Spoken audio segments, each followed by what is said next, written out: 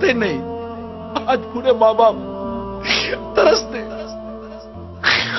شادیاں کروا دیتے کہ اولاد الگ ہو جائے, مگر یہ شادی کے بعد بیوی بچوں کی محبت میں اتنی گم ہو جاتی ہے کہ اس کو ماں باپ کی قدر و منزلت نہیں رہتی, ماں باپ کا ادب و احترام باقی نہیں رہتی,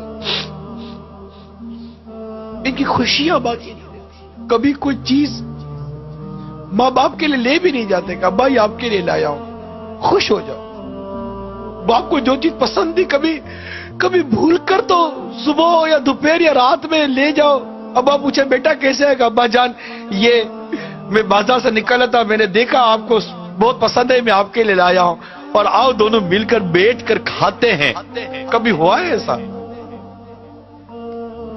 باپ جب نکلتا تھا تو آپ کی پسند کا پھل لاتا تھا کہ میرے بیٹے کو آم پسند ہے, نہیں میرے بیٹے کو کیلا پسند نہیں, میرے بیٹے کو سیب پسند ہے. آج ماں باپ کے آگے ٹھنڈا کھانا رکھ دیتے ہو,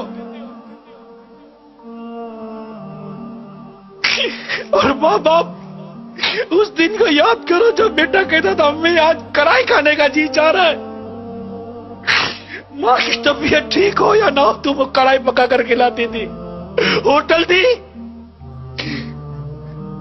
وہ ماں کو باورچی نہیں تھی. نہیں امی یہ پسند نہیں ہے, میں نے آج انڈا کھانا ہے, اس کے لیے یہ انڈا بنایا, میرے لیے وہ انڈا بنا کر دو. تمہیں دو قسم کے انڈے بنا کر تمہاری ماں کھلاتی تھی.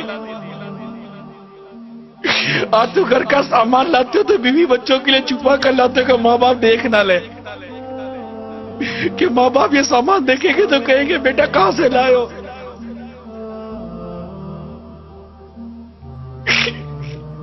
ارے ایسا سلوک تو مت کرو ماں باپ کے ساتھ, تمہارے ماں باپ ہیں,